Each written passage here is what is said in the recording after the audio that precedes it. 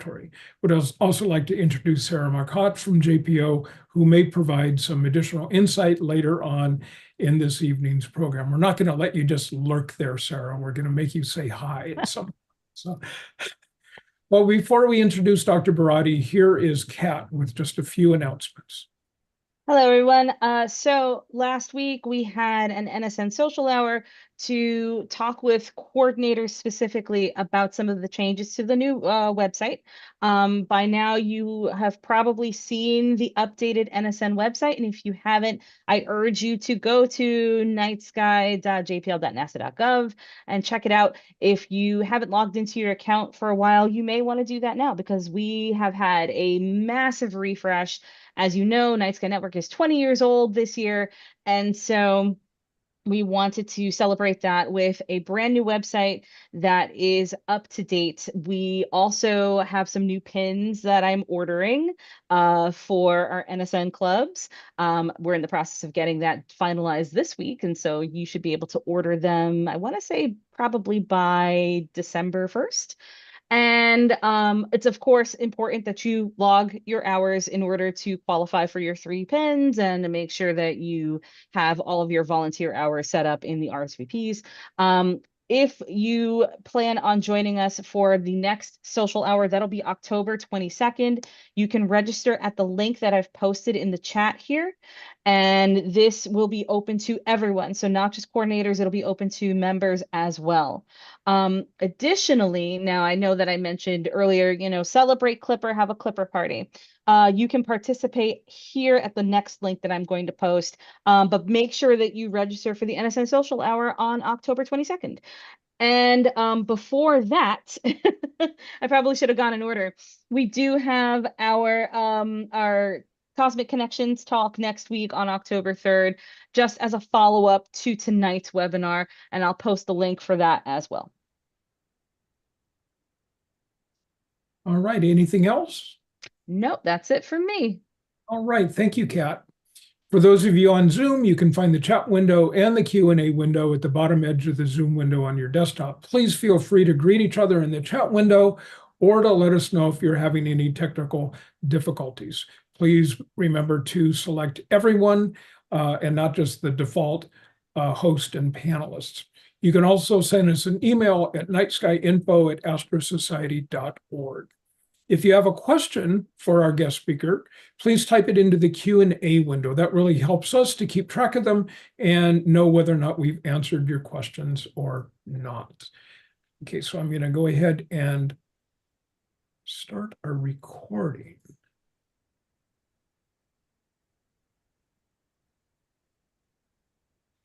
Again, welcome to the September NASA Night Sky Network webinar. This evening, we welcome Dr. Bonnie Buratti to our webinar. Dr. Buratti is the Deputy Project Scientist for the Europa Clipper mission, scheduled to launch in just really shortly here within the next 2 weeks. Dr. Buratti is an expert on planetary surfaces and has held leadership roles on several NASA flight projects, including Cassini to Saturn and New Horizons to Pluto. She's a recipient of the Carl Sagan Medal for Excellence in Public Communication and the Gerald P. Kuiper Prize for Outstanding Lifetime Achievement in the field of planetary science. So please welcome Dr. Bonnie Buratti. Thanks so much, Brian and Kat. And I also want to give a special welcome to some of the astronomy clubs. I have my PhD is in astronomy, and I love astronomy clubs. A special welcome to the Kern Astronomical Society and Lehigh Valley Amateur Astronomical Society. I'm a native of Bethlehem, Pennsylvania. I gave recent talks to those 2 clubs. And I also want to thank the Astronomy Club that is helping us with our star party that we're going to do at the launch. And I saw someone from Berks County near Reading dialed in. So special welcome to all of you and thanks for being here. So let me share my screen. Okay. Slideshow from beginning. So here we go. Okay. I want to start from the beginning with the discovery of Europa. Galileo the man, there's also the spacecraft.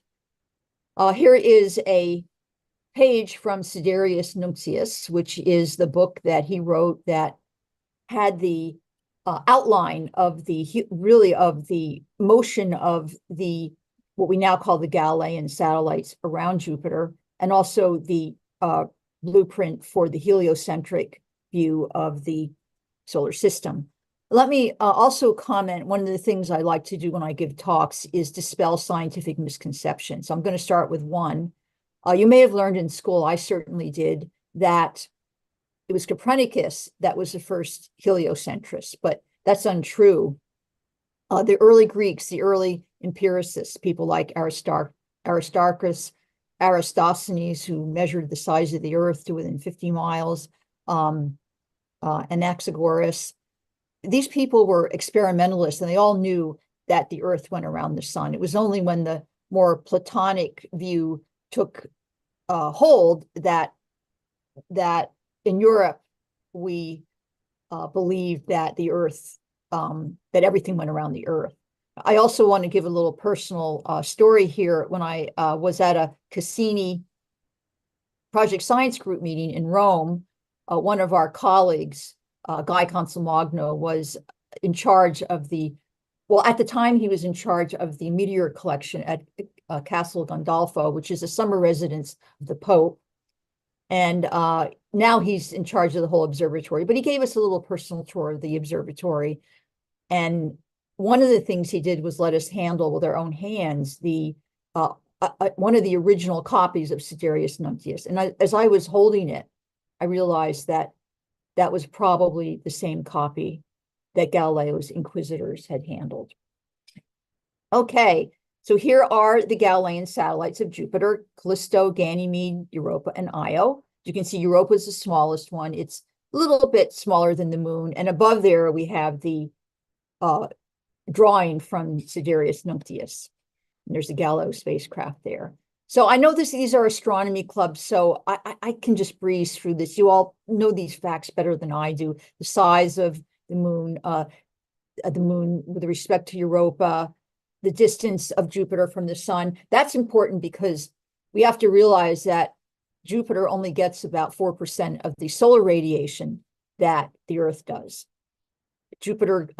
Europa goes around Jupiter once every about 3.5 days. And it does have a very, very thin atmosphere, super thin, 10 to the minus 12 terrestrial atmospheres. And the surface, it's mainly ice, but it's also got on the surface some salt, some evaporate deposits, carbon dioxide, and sulfur, mainly from Io, the volcanoes on Io, which spew them out into the area around Jupiter. So now these two images on the right, the one on the left is our first close-up of Europa. But these images were ones I analyzed for my doctoral thesis, along with some images from Voyager of the icy moons of Saturn. But the Voyager one there, which was taken in March of 1979, we saw that weird cracked egg, and we wondered what it would look like. There was a few months of suspense when we finally got this high resolution image of Europa there on the right, where we saw cracks, ice plains. And the main thing is there weren't very many craters on the surface.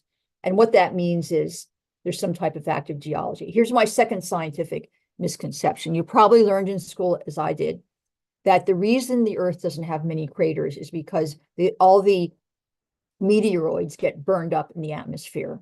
Well, anything that's going to make a crater of any substantial size is not going to get burned up in the atmosphere. The reason we don't have craters is because of erosion on the Earth. And that's why Europa doesn't have a lot of craters, because there's some type of active or recent geology. So for example, here's a close-up of these ridged plains. And the thing that I find most interesting about it is how these linea, they're called linei, they cross each other. So we know they're episodic, the nature of the geology is episodic. You can also see that there seems to be some deposits there around those fractures. Bonnie, can I pause you for just a moment? Yeah, There's that gray bars up there, and we can see your Zoom menu bar. If you could move something out of the way, that would. How do I do that? How do I do that? I'm not familiar with Zoom. How do I, is that, should I just Yeah, just kind of grab that and move it off to the side someplace. Oh, this one here. Okay, so And then that I think we might have to live with for now, but the gray box is gone now. okay. There was a little message. Okay, sorry about that. Yeah, that they don't NASA doesn't let us use Zoom because well, they don't think it's secure enough. So we're stuck with Microsoft software. Okay, so here is what I think is an amazing image on the right. This is a phenomenon known as rafting in geologic terminology, and basically these chunks of ice just kind of floated on top of a semi-liquid ocean. And you can see that they almost fit together like a jigsaw puzzle. Here is one crater, Crater Quill. It's one of the few craters on Europa. And we know it's relatively recent because it's fresh. There's all that fresh ice around it. Here are these blobs called lenticuli, and we're not quite sure really what they are. They look like bubbles coming up from something underneath. Here are just some other images from Galileo, the spacecraft. I thought that this, I think this was actually a NASA press release that just shows the wide variety. On the top there, we see the lineae. There's the rafting. Here is, looks like the lineae with some kind of deposits coming out of them. Here's some craters. This one's pretty degraded. This one, so is that one there in the lower left.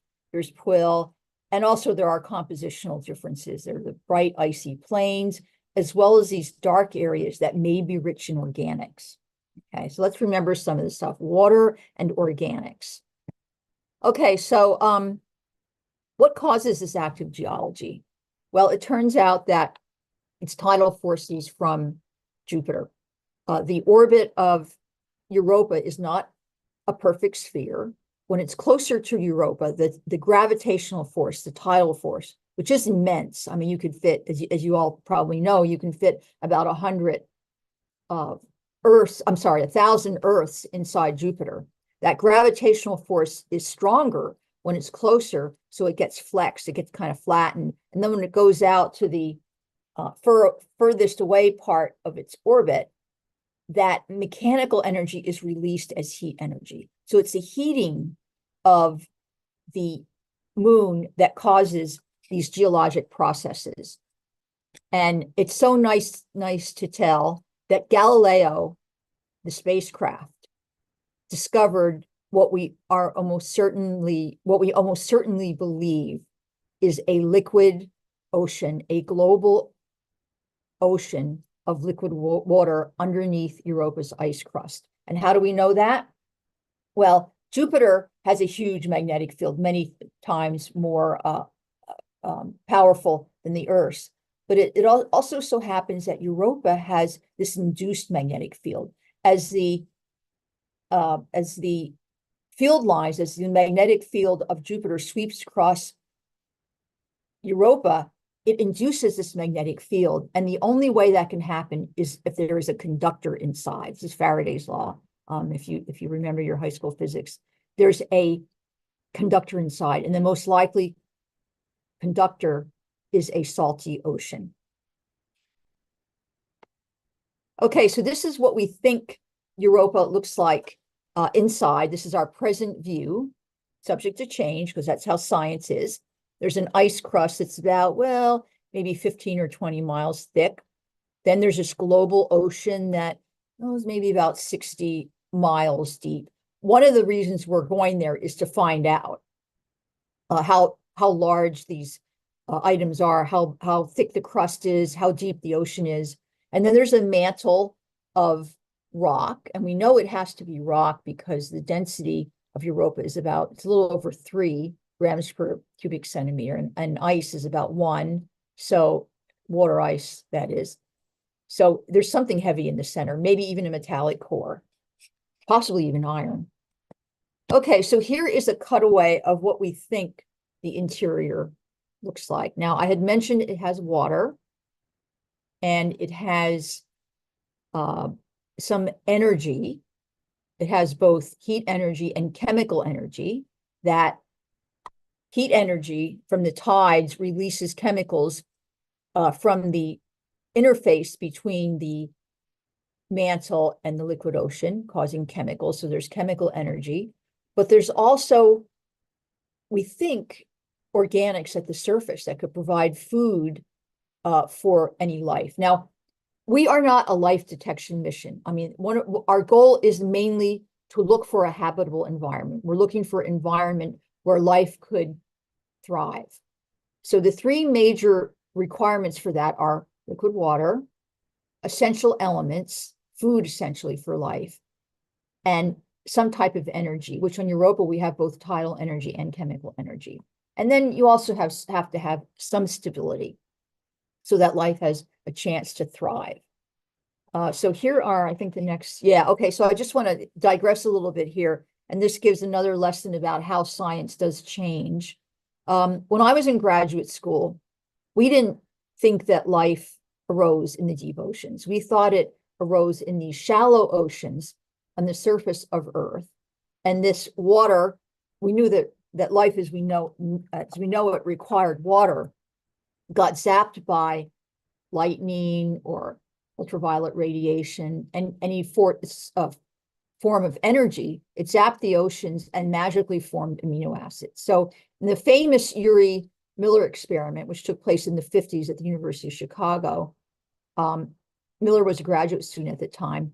If you put together a atmosphere that we thought at that time was similar to Earth's primitive atmosphere with methane, ammonia, and hydrogen, and then put some water in there and zapped it with electricity, all these amino acids and what Carl Sagan called intractable polymers or tholins were formed. And we thought that's how life magically formed in the shallow oceans of the Earth. But now the kind of canonical, the model that's accepted by most scientists is that life arose in the hydrothermal vents in the deep oceans. At the interface between the mantle of the Earth and the oceans, there are these vents, warm, hot vents that spew out chemicals, provide energy. And on the Earth, they're due to not only the tides, but mainly due to heat coming from the interior of the Earth due to radioactive nuclides and that sort of thing. But if you look at these vents, there is primitive life. You can see these scientific instruments. There are bacteria that are similar to the bacteria that we see at the tree of life, the base of the tree of life. They're kind of the most primitive bacteria on the Earth that we think all life on Earth arose from. So on Europa, we have that same ocean and water and thermal vents where we think habitable environment might exist. So here's just an official NASA image from 2005 showing Europa's ocean as a habitable environment. It's somewhat fanciful because even on the Earth, we don't have the technology to get through a 15-mile ice crust, but there it is. It's kind of the rocket scientist fantasy. Okay, so we think that Europa may actually have more water, maybe twice as much water as the Earth. Here we have our own Earth, where wherever there is water, there is life. Mars, where we're also looking for life, but there, Mars used to have a lot of water. It still has probably a lot of water, but it's hidden in its crust. Maybe life arose and it kind of hunkered down in the upper crust. It still could be there. We're looking, but it's really more of a dead world. It has the past conditions for life. Oceans, at least lakes and probably oceans, did cover Mars at one time. But here in Europa, we have this huge global ocean that contains about twice as much water as the Earth does. Okay, so let's talk about what are some of the goals. I mean, besides looking for life, to investigate the habitability of Europa. We're not really a life detection mission. We're just looking for an environment that's habitable. We have other objectives that we're going to search for, that we're going to investigate. As I said before, we're going to understand the ice shell and the ocean. What is the composition of this ocean? How much salt is in there? Are there any chemicals that are conducive to life in that ocean? Did any of it come to the surface? Are there any organics on the surface? And you can also see there's a plume coming out of one of these active regions on Europa.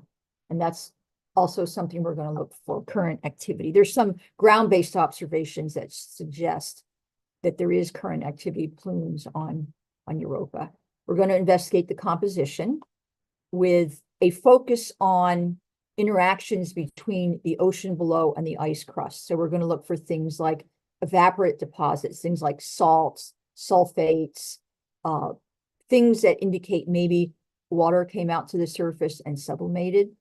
And we're also going to look for organic materials. And then the geology of the surface is going to be investigated. You can see, again, there are these linei, these fault features that crisscross each other, showing that there was episodic activity on the moon and what looks like deposits. So here is an image from the space telescope, the Hubble Space Telescope, that shows what is hydroxyl emissions there at the limb that we think are active plumes. There's a possibility that there are active plumes on Europa. And another purpose of our mission is to look for a landing site for a future landed mission. We did actually have a Europa lander on our original mission, but due to NASA budgetary cuts, it got deleted, descoped, as the terminology in NASA is. So reconnaissance is a big element of our investigation of our science goals, but our science objectives. As you can see, the surface here looks kind of bumpy and not very clement. So we would be looking for smooth regions where a spacecraft a lander could safely land. Okay, so as I said before, the Hubble Space Telescope has shown some evidence that there is activity on the moon. There were two events, one in 2012 and one in 2016. The feature is about 200 kilometers in height, and looks like they're predominantly water vapor. There was also a confirmation of an event of a plume from the magnetometer on Galileo. This magnetometer, I mean, not only did it pretty much discover the liquid, the massive amounts of liquid water underneath the crust of Europa, but it also found that the magnetic field kind of draped over what seemed to be a plume. There were also some other more controversial observations of heat, anomalous heat flux from Europa, and we're going to be looking for activity pretty closely. Okay, so what are the instruments? Well, most flagship missions that NASA puts out, flagship mission is a Cadillac type mission. It's a mission that basically is NASA's best. It's something that is investigating something with the most sophisticated instruments, investigating something in detail, and the risk posture for flagship missions is low. We try to have redundant systems and try to do everything we can to prevent a failure. So here are there are actually 10 instruments, although one doesn't really have an instrument. The gravity radio science uses the antennas on the spacecraft. And, these instruments are pretty similar to what we saw on other flagship missions. They're just 100 times better. There's a Europa ultraviolet spectrometer, which is going to study the surface composition, do some compositional studies of the surface, and also search for plumes. There are two cameras actually kind of integrated in the system, Europa imaging system. There's a wide angle, it's hugely wide angle, it's like about 45 degrees, and a narrow angle. And they have a color filter system, and they will map this alien landscape in 3D and color. There's an infrared spectrometer. This is still looking at reflected light, but it's looking for the composition of the surface, the spectral fingerprints of things like, as I mentioned before, evaporate deposits, organics, different types of ices, carbon dioxide, which both Galileo and the JWST, the James Webb Space Telescope, detected.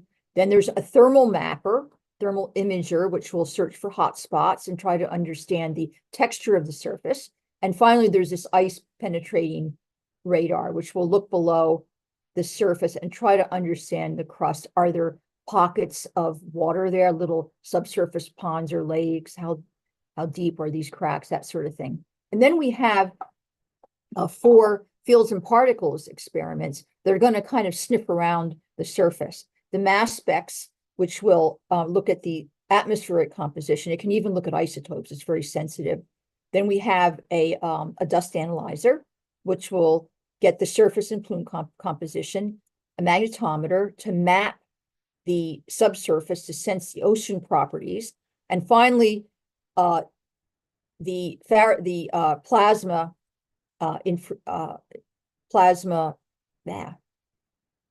PIMS. I actually forget what that acronym stands for, but it will study the plasma environment around Europa. And then finally, we have a gravity radio science experiment, which will use the existing antennas on Europa Clipper to study the interior of the moon. So that's our mission. Let me just go here. I have a little movie here that shows you where the instruments are. Let's see. Okay, there's the imaging system, spectrometer, thermal mapper, SUDA, the dust detector, the mass specs, the UV spectrometer, the ice penetrating radar, and the plasma instrument for magnetic sounding. That's what PIM stands for. Okay. And then, of course, the magnetometer. And the gravity experiment just uses the existing antennas. Okay, so here is the global web of flybys. The nominal mission gives us 49 flybys, and these are the ground tracks that will map onto the surface, where we are basically covering the surface from pole to pole. Now, we are not in orbit around Europa. We are in orbit around Jupiter. And the reason we do that is we have to fly away from the close position that Europa occupies around Jupiter. The radiation environment there is harsh. It's like 1 million chest X-rays. So we swoop in for a few hours, get all our data, and then move out again. So there are 49 of these flybys. And we basically cover the whole surface at some resolution. And some of the imaging system pictures are going to be at like meter resolution. So there will be some really spectacular things. So what is the size of the Europa Clipper spacecraft? Fully fueled, it's about 3 tons. But most of that weight is fuel. And by the way, it's being fueled now. I think it's just about done. It's at Cape Canaveral. So there is the Space Launch System. We were supposed to go on the SLS, but there were delays, so we weren't able to. So we are going on a SpaceX Falcon Heavy, and actually SpaceX has kind of taken over now at the Cape, and they're integrating the spacecraft to their rocket and fueling it. And there's Europa Clipper. Of course, it's stowed up in that fairing at the top, but it is about the size of a basketball court, so it's huge. Okay, there it is in the high bay at JPL with a couple of the instruments. This was early on in the integration process, but you can see it's starting to be put together. There are the solar panels. I don't have a lot of time to talk about the solar panels, but these are really innovative because, out there, as I said, we only get about 4% of the radiation, the solar radiation that we do with the Earth, but we've managed to build these solar panels to power the spacecraft. They were built by Airbus in the Netherlands. There they are in the Netherlands, experiencing their final cleaning. This guy up on the scaffolding here is actually cleaning the solar panels, which if you have solar panels, which I do because I live in California, you have to clean them every so often. All right, so here's a spacecraft in thermal vac. This is where we took the spacecraft up the hill here at JPL. In fact, I'm looking out my window here, looking at thermal vac now because I'm still in my office. And we took it up there, and the purpose of the thermal vacuum tests are to put the spacecraft in the same environment that it has during launch and in space. So during launch, it vibrates, we shake it, shake and bake, and then there are extreme temperatures, so you have to bake it. So basically, that went very nominally. The worst thing that happened, maybe it was the best thing, we put all these blankets around the spacecraft and for protection. And we actually have seamstresses, I think they're all women, seamstresses sew them on with needles. And one of them dropped a needle, and we were never able to find. These needles are big, or they're much bigger than sewing needle, even bigger than knitting, or they're like knitting needle size. We couldn't. She dropped it, and it came out during shake and bake. So we weren't able to get rid of that annoying thing. Okay, so here's our mission.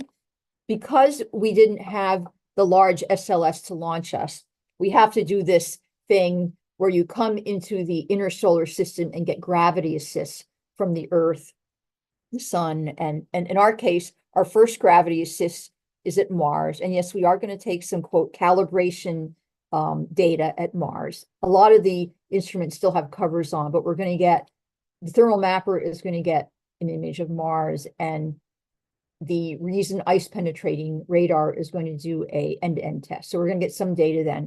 But then we make a loop around the inner solar system, go by Earth in 2026 and onto Jupiter for an orbit insertion, JOI, Jupiter orbit insertion in April. Although we spend some time getting into the orbit that we want, but there's a Ganymede flyby that we're going to argue to get.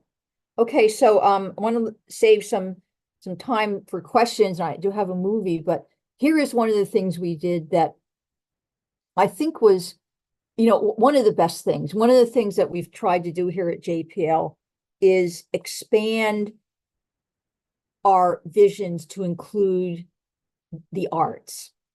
So our communications office invited the poet laureate of the United States, Ada Limon, to write an original poem to put on a plaque that we could attach to our spacecraft. So Ada stepped up and agreed to do this right away. She's an amazing person. In fact, she just got the Genius Grant, the MacArthur Award, a few months ago, and she's been named for another period of the Poet Laureate. And she wrote this very own poem for us, and it's written on this plaque that is now bolted to the spacecraft. We also, following NASA tradition, we had people put their names on an electronic chip. It was engraved in this chip that was also put on that plaque. There are about 2.6 million names. And there's some other things. I think I have a picture here. Yeah, here's a picture of the plaque. This is a plaque. And then this kind of follows the tradition of that plaque on the Voyager spacecraft, the golden record that had, I don't know, about 100 images of people and people saying hello in over 100 languages, and that famous picture of, where we are in the galaxy. But this one has some different stuff. As I said, it has this poem in praise of mystery by Ada Limon. And then on the same side, it has the Drake equation. Now, Frank Drake was one of the kind of foreparents of astrobiology, and this famous equation, which you can't see very well here, but it gives you the number of technological civilizations in our galaxy that could conceivably communicate with us. Now, the number is very squishy, and I was just reading an article in, I think, some scientific journal that said, the number is probably at least 100 times smaller than that, because you have to have plate tectonics and shallow oceans on a body in order for intelligent life, any type of life, and anything other than a unicelled organism to thrive. So it's very squishy. As you go from right to left, it gets squishier. So, the number of stars that have planets, now we know it's pretty common. Probably most stars have planets. But when you get out to the numbers at the end, it has things like, well, how long do civilizations last? How likely is technology to arise? That's all in the Drake equation. It's iconic. And here is Ron Greeley on the lower left. He was, Bob Pappalardo is the project scientist. I should have mentioned that I am speaking for a large team of people. I am the deputy project scientist. Bob Pappalardo is the project scientist, and Haya Korth is the deputy project scientist at the Applied Physics Lab. We are doing this project jointly with the Applied Physics Lab and with other contributions from other NASA centers, but APL has supplied a lot of stuff. So we have a deputy project scientist there. And let's see. So Ron Greeley, Professor Greeley at Arizona State University, was Bob Pappalardo's thesis advisor. And he was one of the originators. He was the really intellectual force, along with Bob, for this mission.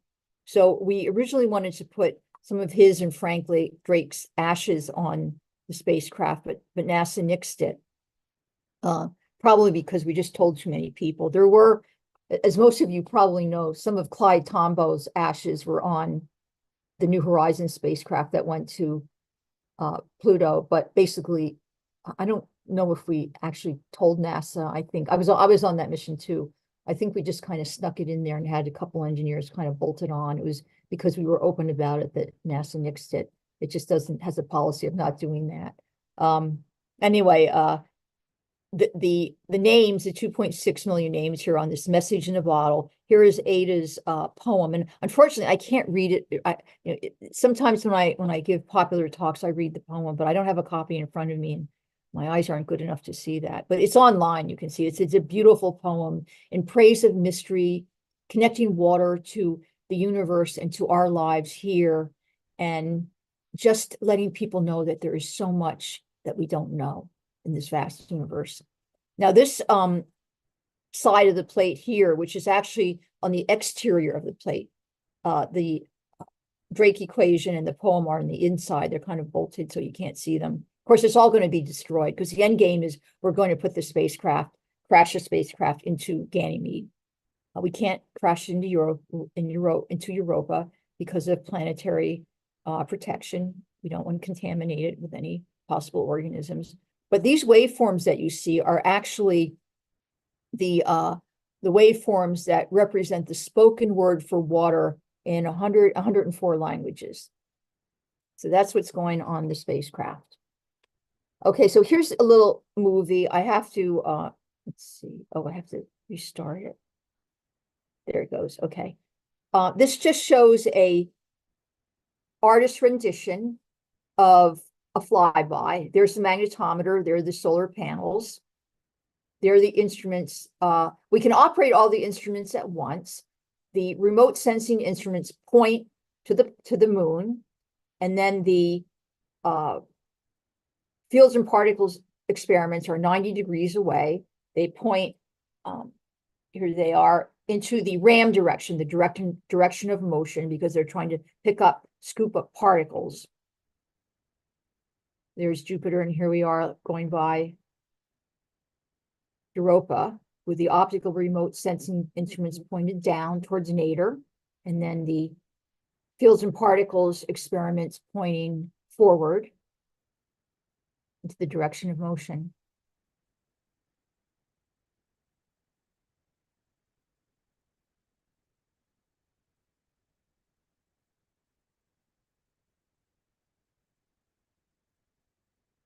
Okay.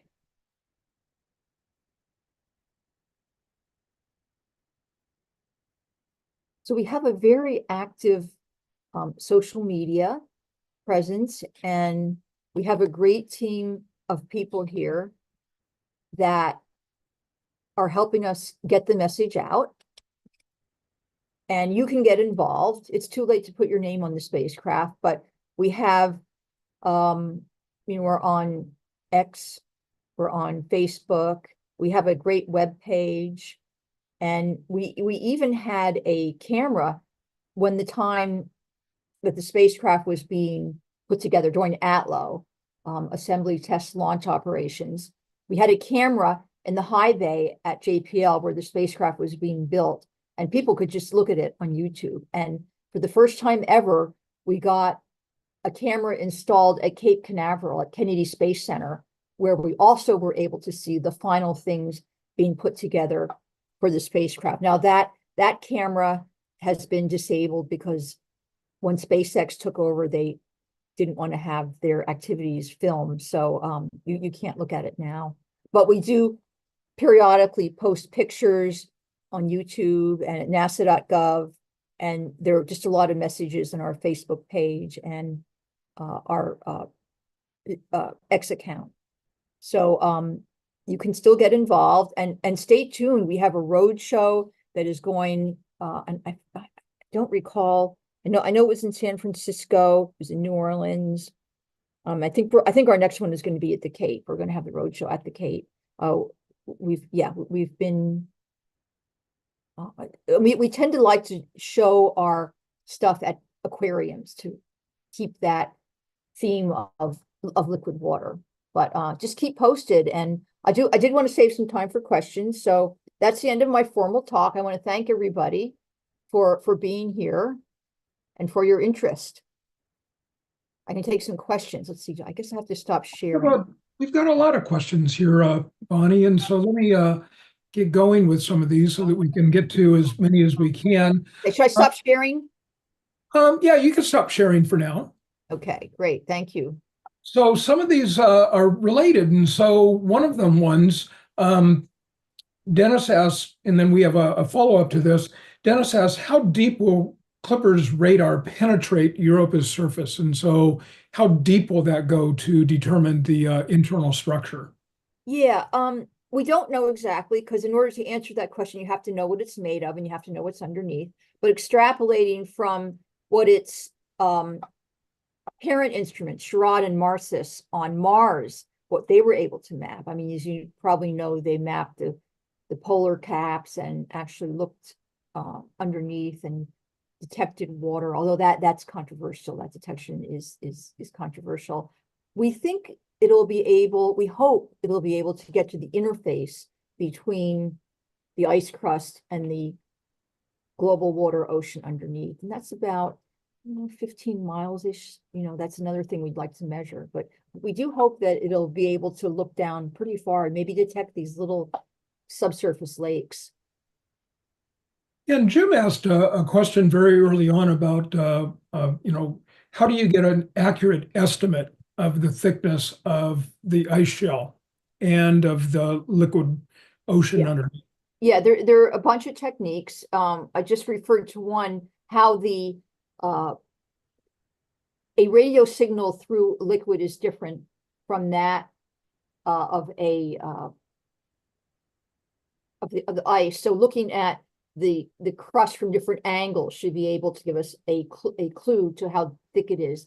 The water ocean underneath, that will be largely the magnetometer, and also the gravity experiment by how the moon librates, wobbles on its axis. That depends on how much sloshing you get in the water. So we'll get some handle on the thickness of the crust and the water, the global ocean underneath, due to the magnetometer and just measuring the intensity of the magnetic field, that sort of thing, and then measuring the sloshing of the moon on its as it rotates around Jupiter.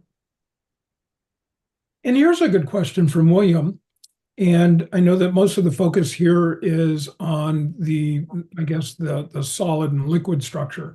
But William asks, is there much of an atmosphere above the icy crust? And if so, do we know its composition?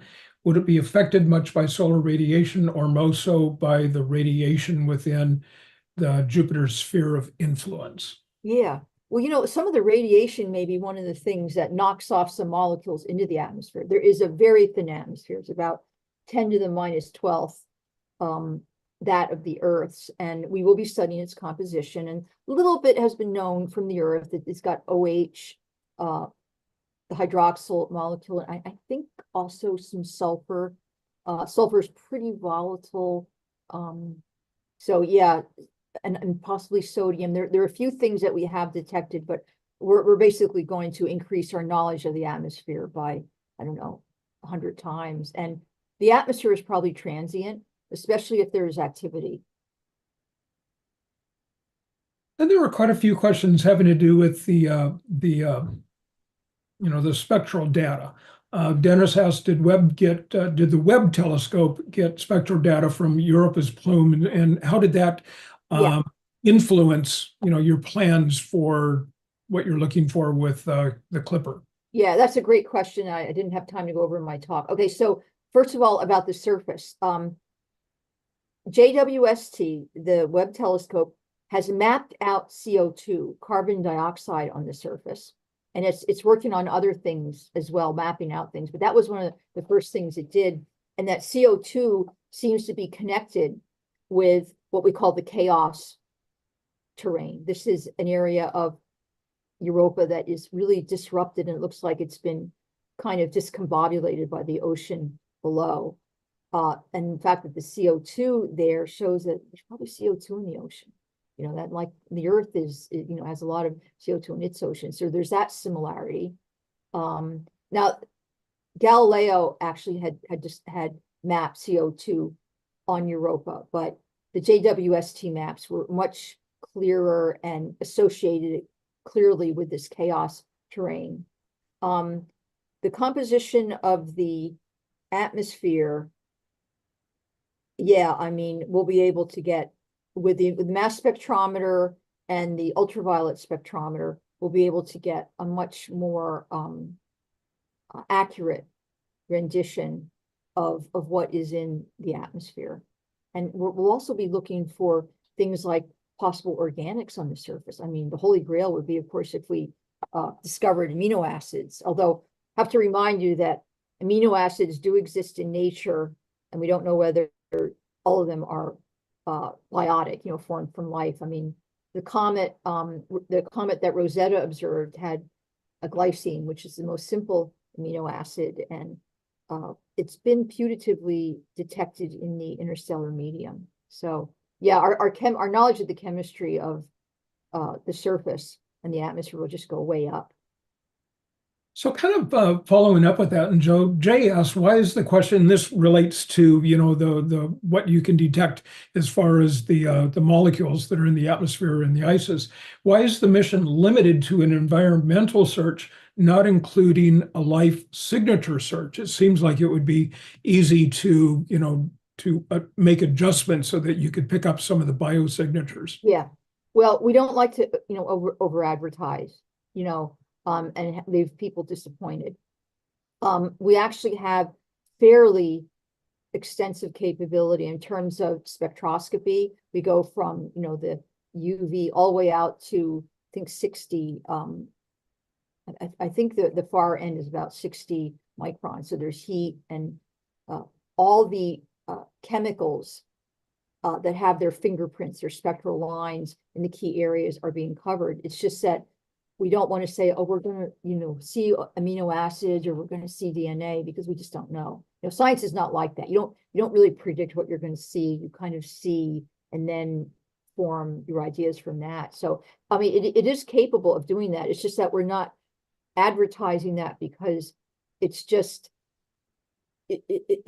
not in our hands. We're not, I don't want to say it's unlikely, but there's no proof now that there is, DNA at the surface, or, chlorophyll. We could, well, chlorophyll, you need oxygen, but, I think there is also a small amount of oxygen in the atmosphere of Europa, just kind of removed from the surface. But, we do have sophisticated instruments, but we're at a much more primitive stage of knowing about Europa. We're just at the baby steps of looking for a habitable environment. So kind of going along with this idea about the advances in the technology, you were on the Cassini mission as well. And so John was wondering about the capabilities, specifically about the mass spectrometer on the Europa Clipper compared to the one that was on Cassini when you looked at Enceladus. Yeah, thanks for that question. This is way more sophisticated. I think one of the things that's most interesting is, we struggled to look at isotopic ratios. That is the ratio between, same atom, but one atom having more or less neutrons. And, sometimes that can be a evidence for life, especially with carbon. So the isotopic capabilities are much better. The resolution is much higher than it was on Europa Clipper. I mean, there were several missions in between. There was Rosetta had a spectrometer called Rosina. So, we really improved the capabilities, but it's the resolution that will give us these isotopic ratios that we can separate out isotopes, see, I don't want to say signs of life, but, if it were there, we could see some of it. Okay. And, kind of sticking with this idea about the analysis of the particles, Paul asks, will the mission be analyzing particulates on approach in Europa's orbital wake to see if any of the atmosphere or eruptions are leaving compositional clues? Yeah. I think that somebody else asked about whether or not it's going to fly through any potential plumes similar to what was on Enceladus. Yeah, it will. And right now, we don't have permission to do any science on approach, but judging from past missions, we will get that permission. Right now, we're working on getting some data during cruise. I mean, we're going to get something at Mars, but we want to have the magnetometer and the plasma detector on while we're in cruise and take data on the solar wind and that sort of thing. And we do want to take data on approach, and you've just given one of the scientific justifications for that. We want to study how things move from Europa into the Jovian system. So hopefully we will be looking at that, although we don't have permission right now. So Rusty asks, what's going to be the distance to the surface on the closest approach? Yeah, like 25 miles. We're going to get kilometers. We're going to get very close. That's really close. Yeah. So if there's anything coming up, then chances are you're going to have a chance to check that out. It sounds like. Yeah. No, we will. I mean, one thing about Europa is the gravity is so much stronger than that on Enceladus, which is this moon of Saturn that does have a massive plume and jets, but it goes out much further because the gravity is less. It's a smaller object, so the plumes will be closer, but they're going to kind of escape. Some of them are going at a high enough velocity to escape, so we will be able to see those during a typical flyby. So kind of staying with the idea of flybys, John asked a question. So you have these 49 flybys, and John notes that it appears that there's a southern pole, that the southern pole dominates the flybys. The 30-degree north and south of the equator seem to have the least number of flybys, and wanted to know if they misread the chart and kind of why is that? Yeah, well, a part of it I think is because maybe the mapping software doesn't give all spaces equality, but there are a couple issues here. First of all, we do try to go over interesting stuff. I mean, there are dangers there because we don't know all the interesting stuff. We haven't really mapped all of Europa at high resolution, but there are also other constraints because there are certain flyovers that consume less energy. So we want fuel on the spacecraft. So we want to kind of minimize that in order to get more flybys. So there are all these factors that go in. I think the main factor is we want to get over the most interesting stuff. And I think the tour does exhibit that. So staying with the flybys for a minute, and I know that we're about 5 minutes out, and we've got a few questions that we need to get to. Chris wonders about the timing between the flybys, and then William asks, and kind of a related question, how much time will the satellite spend in close proximity to Europa on each flight? I mean, because of Kepler's law, as you get closer, it goes much faster. So it's really only like a couple hours that it's like, their data taking is about a day, from closest approach. So it's pretty short. And yeah, we do, it changes throughout the mission, but it's a flyby about every, well, there are 49 missions, so it's about 10 a year. It's kind of a month-ish, if they're about 10 every year. Yeah, about once a month on average. But that varies a little bit. And let's see. We've got a lot of, and I apologize, in advance for, there's a lot of questions that we're not going to be able to get to because we've got a lot of them. But I want to make sure that we reserve time for this question. And so there's been a lot of interest in, why choose to, send the spacecraft into Ganymede. And somebody made the comment, doesn't Ganymede also have a subsurface ocean? And so what went into making that choice to send into there? And isn't there a risk? If there's a risk of contaminating Europa, is there a similar risk in contaminating Ganymede? Yeah, so I'm not an astrobiologist, but so I honestly have that same question.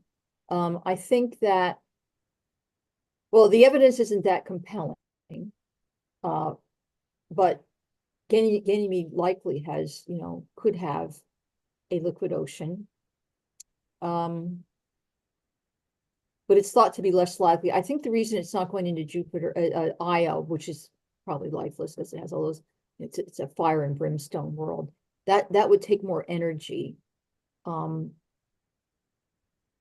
probably Callisto, it's the same reason. I think it's to preserve delta V. I found out recently that NASA sometimes does actually waive the requirement to dispose of the spacecraft in a way that is friendly to planetary protection. So I think maybe it was a trade-off, and I'm kind of speculating here, I don't really know the answer, that it was a trade-off between the use of fuel and getting to an environment that is at least not as habitable as Europa. I think that's probably the answer. And so this is going to be the last question, and I like this one. Mac asks, why are all of Jupiter's moons so extremely different from one another? Because they had a different evolution. And I think that evolution is largely determined by two factors. First of all, composition. The objects get lighter as you go out, so there's less rocky material, which has radioactive nuclides and heat. But I think the real reason is it's because of their distance from Jupiter. That big hulking planet has a lot of gravity and tidal force, so that on Io, it just caused, it probably had a liquid ocean when it was first, it had lots of water probably, and just got all gassed out pretty soon. And then it has this molten global ocean, but it's rock instead of water. And it has like 30 or 40 active volcanoes. Jupiter, then the gravitational force really declines rapidly as you go away from Jupiter. So Europa is the next one to get the gravitational effect, so it's still strong. And Ganymede looks like it had some activity in the past, okay? Because it's not active now, maybe that's the reason we think life is unlikely. I'm not sure, but it just has a little bit of past active geology. And then the Callisto looks really dead. So as you go out further, the geologic activity and the evolution gets smaller and smaller because Jupiter's influence is less and less. Okay.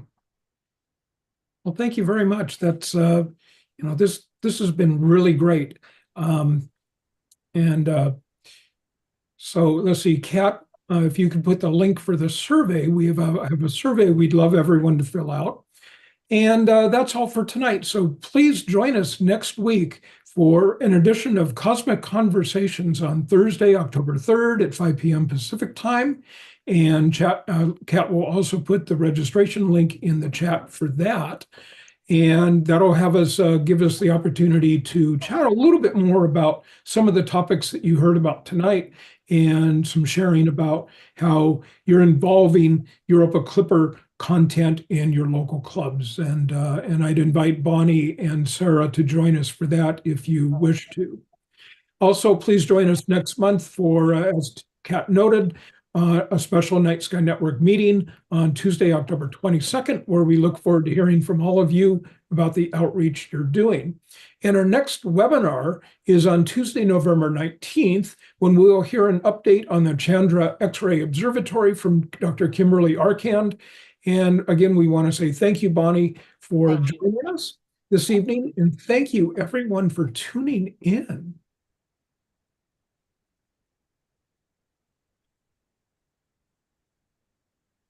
So I know that, Sarah, you haven't said anything yet, but we've still got, a few people out there. And so I know that you were here in San Francisco last week for the Clipper Roadshow. Where are you going to next?